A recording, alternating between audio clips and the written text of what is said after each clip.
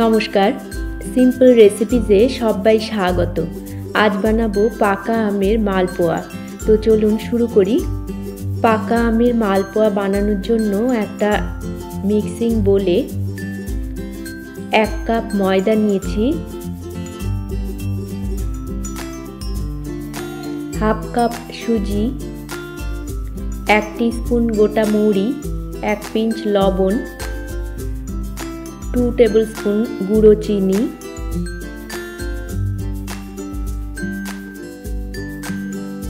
2 tablespoon coconut powder দিয়ে এই শুকনো উপকরণগুলো ভালো করে মিশিয়ে নেব।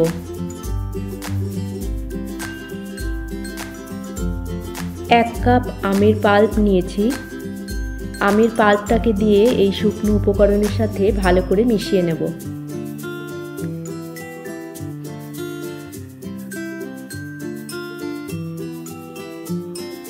মেশানো হয়ে গেলে আগে থেকে জাল দিয়ে ঠান্ডা করে রাখা 1 কাপ দুধ নিয়েছি, দুধটাকে অল্প অল্প করে দিতে থাকবো আর ব্যাটারটা তৈরি করব। দুধটাকে একবারে দেব না, বারে বারে দেব আর মেশাতে থাকবো।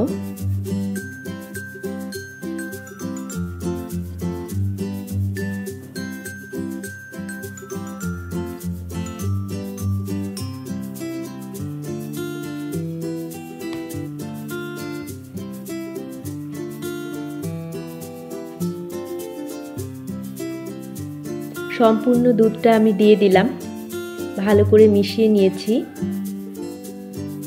এবারে ঢাকা দিয়ে 15 মিনিট রেস্টে রেখে দেব। 15 মিনিট পর ঢাকা খুলে আরও হাফ কাপ দুধ এই ব্যাটারের মধ্যে দিয়ে দেব।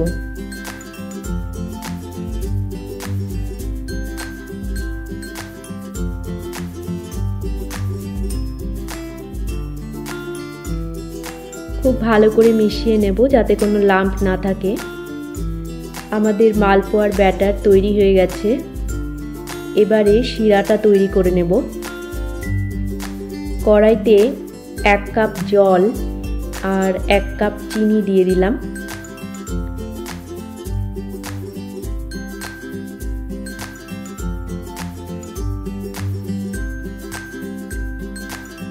চিনিটাকে মেল্ট করে নেব।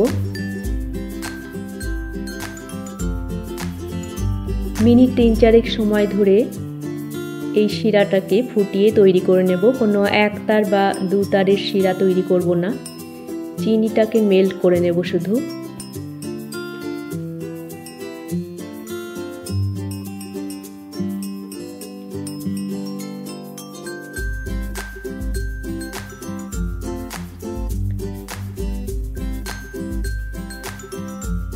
এবারে এই শিরার ভেতরে 2 টেবিলস্পুন আমের পাল্প দিয়ে দিলাম। আমের পাল্পটাকে ভালো করে মিশিয়ে নেব। মেশানো হয়ে গেলে অন্য একটা কড়াই নেব, সাদা তেল আর একটু ঘি ভালো করে মিশিয়ে নিয়ে তেলটাকে হাই ফ্লেমে গরম করে নেব। হাই ফ্লেমে গরম করে নেওয়ার পর গ্যাসের ফ্লেমটাকে লোতে করে দেব, দিয়ে 1 হাতা করে ব্যাটার দিয়ে মালপোয়াগুলোকে ভেজে নেব।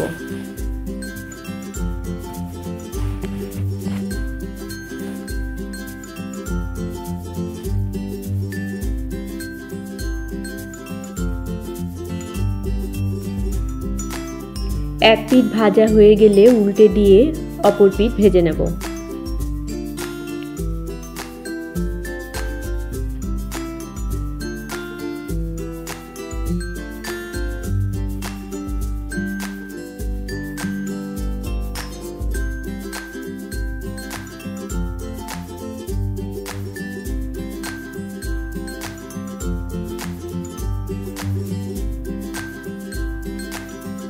একইভাবে আবারও 1 হাতা ব্যাটার দিয়ে দিলাম।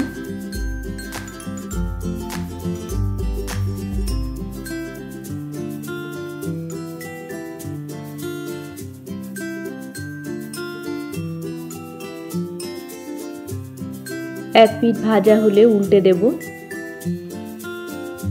উল্টে দিয়ে অপর পিঠ ভেজে নেব।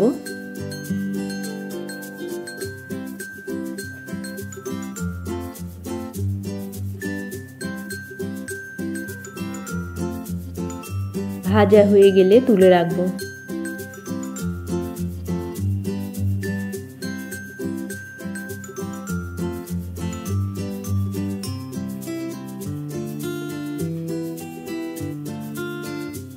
ভাজতে ভাজতে তেলটা যদি ঠান্ডা হয়ে যায় বেশি, তাহলে আবার ফ্লেমটাকে হাইতে করে দিয়ে তেলটা গরম করে নিয়ে আবারও লো ফ্লেম করে দিয়ে ভেজে নিতে হবে। একইভাবে সমস্ত মালপোয়াগুলোকে আমি ভেজে নিয়েছি।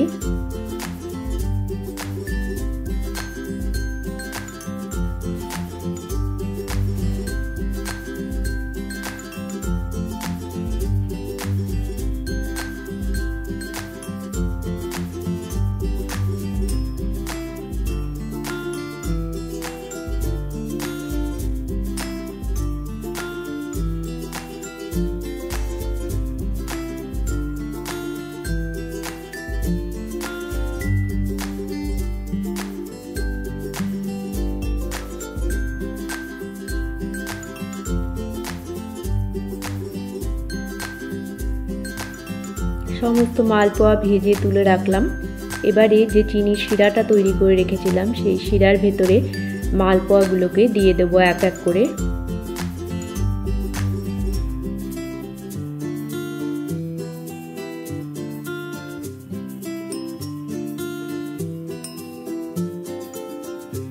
দু 3 মিনিট রেখে দেওয়ার পর উল্টে দেব।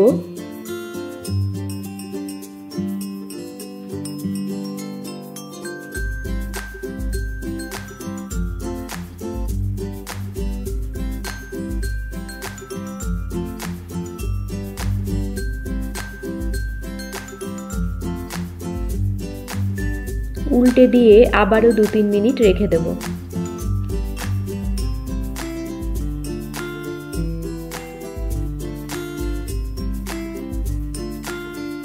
দু 3 মিনিট পর সাবধানে মালপোয়াগুলোকে তুলে নেব যাতে ভেঙে না যায়।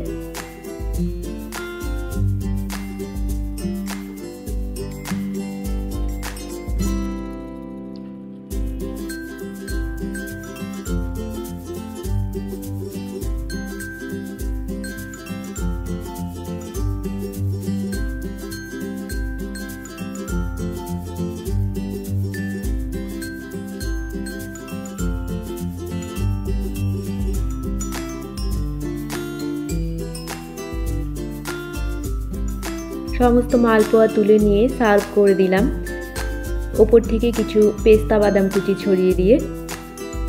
রেসিপি ভালো লাগলে আপনারা এইভাবে বাড়িতে বানিয়ে দেখতে পারেন। আশা করি আপনাদেরও ভালো লাগবে। সবাইকে ভালো থাকার শুভেচ্ছা জানিয়ে আজকের মতো এখানেই শেষ করছি। দেখা হচ্ছে পরবর্তী পর্বে। ধন্যবাদ।